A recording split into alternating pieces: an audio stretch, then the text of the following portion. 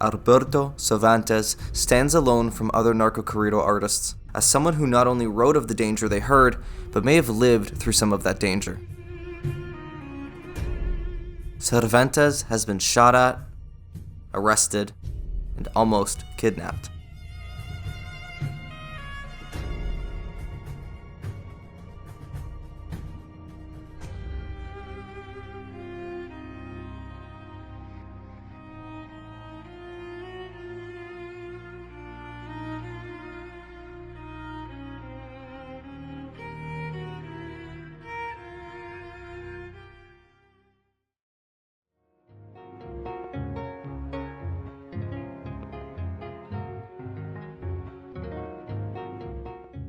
On August 28, 1974, Jose Alberto Cervantes Nieto was born to parents Norberto and Maria.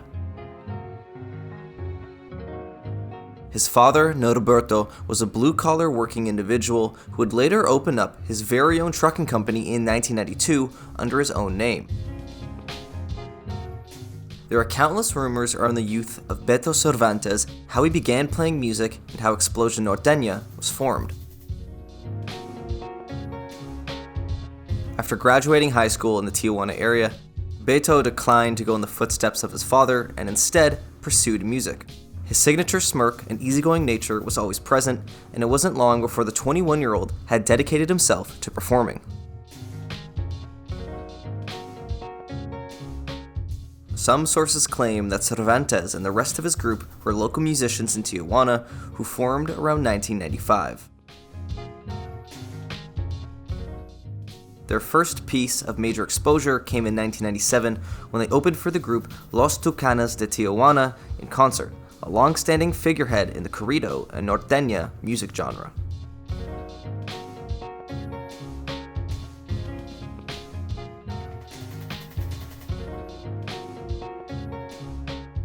With the group unable to afford proper studio time, sources claim that they used sponsorship from the Tijuana Cartel to fund the recording of their first studio album in 1998, Corridos y Norteñas.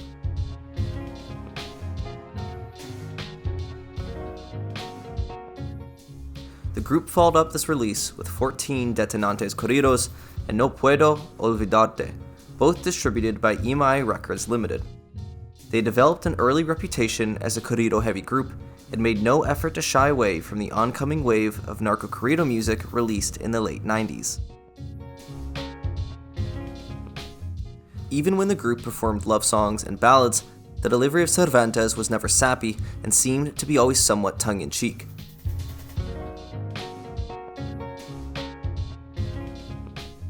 Beyond all, it was the delivery of narcocorridos in which Beto Cervantes truly shined through.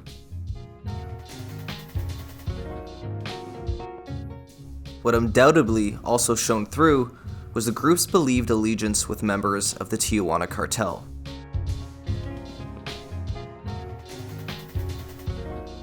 One of the first narcocorridos released by the group was LP1, written in dedication to a Tijuana Cartel financial manager by the name of Gustavo Rivera Martinez. Gustavo's role was believed to be the purchase of boats for smuggling and rental homes in San Diego for drug storage.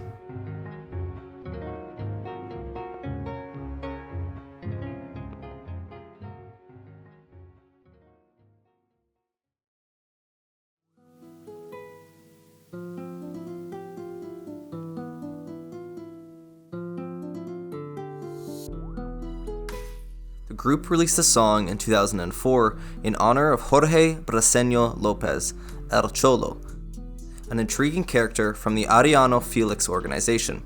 He was also known as 5'5", potentially inspired by the FBI ranking him 55 out of 76 alleged members of the organized crime family.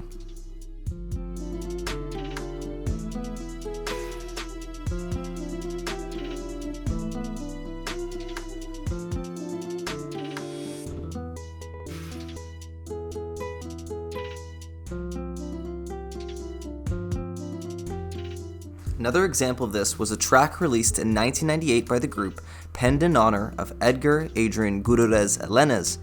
Gutierrez was referred to as El Cachorro and was a lieutenant under the previously mentioned El Cholo.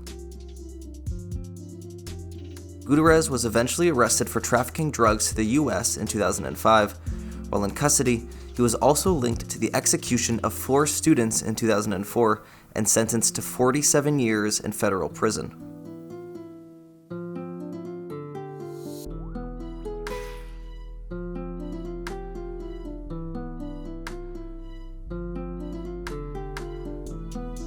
The group's Narcocorridos would prove to reach further than just the music when they fell victim to a shooting at their office located in the subdivision of Guaycura, just outside Tijuana.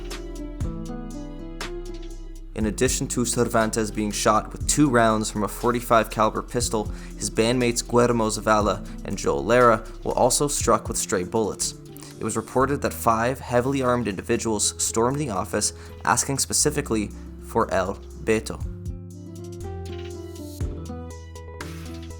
In the chaos aftermath of the shooting, it was also reported that the group's manager at the time, Elpidio Gomez, was kidnapped by the attackers. Gomez was later found deceased by municipal police with similar .45 caliber bullet wounds.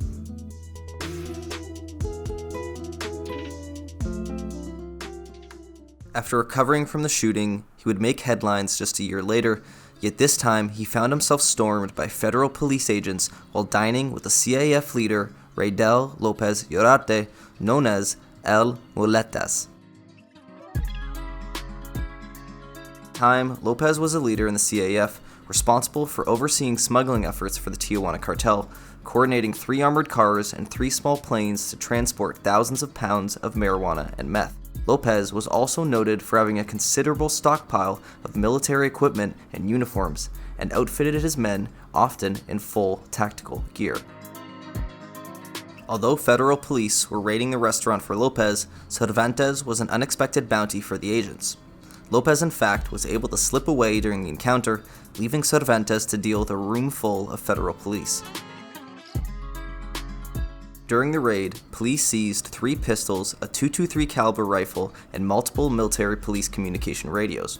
The husband and father of 2 children was sentenced to 8 years in prison for the possession of illegal firearms and the possession of military equipment. What underlined the motivation of his sentencing was his association with organized crime groups and the government's attempt to crack down on cartel drug trade. Less than a year after the arrest with Cervantes, Lopez had splintered off from the CAF over leadership and territory disputes. Cervantes picked a tumultuous time to associate himself with Lopez, with his loyalty seemingly shared between the CAF and Lopez's new faction. While Cervantes was in prison, his bandmates made the decision to separate themselves from the Explosion Norteña name and rebranded as Las Chacas in 2009. They found themselves a new leading man and continued to perform songs from the Explosion Norteña catalog. It appears that Cervantes had sole possession of the Explosion Norteña trademark, submitting the application months before the 2006 shooting at the office. As it happens, Cervantes was still in prison when the trademark expired in 2014. Cervantes was eventually released from prison in early 2015 and re-emerged again as Explosion Norteña, now with new band members and a freshly signed deal to Del Records. Even after his release, it appears that Cervantes could not separate himself from his cartel ties. Although it was understood that the group was always loyal to the CAF, allegiances had drastically shifted during his time in prison, and he found himself in the middle of a territorial dispute.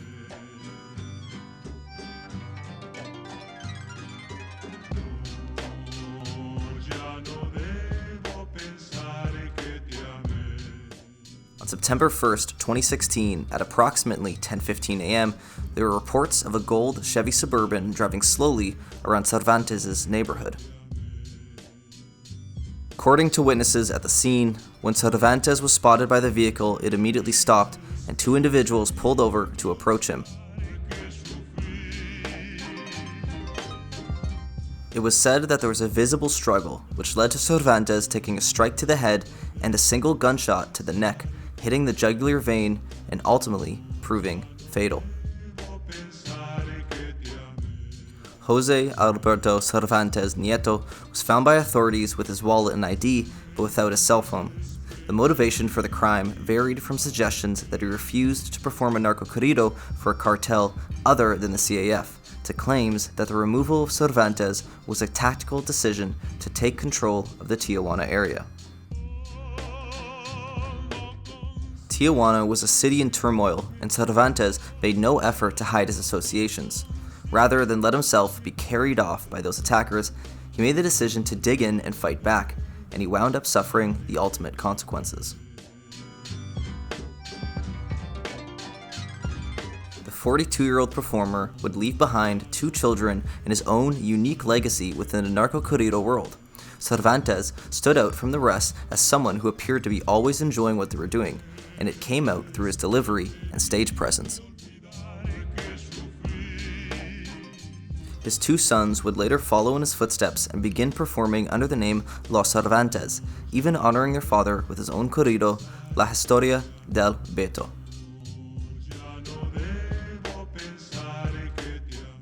By ending up the subject of a corrido, Beto's story would have a poetic ending, yet tragically familiar to many other narcocorrido artists of his time. When the lines blur between music and the subject, it can often be too late to separate them.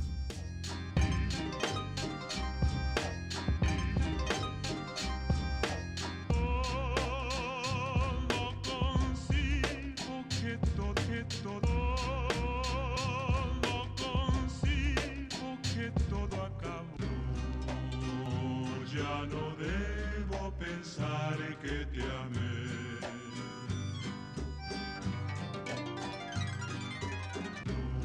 No, ya no debo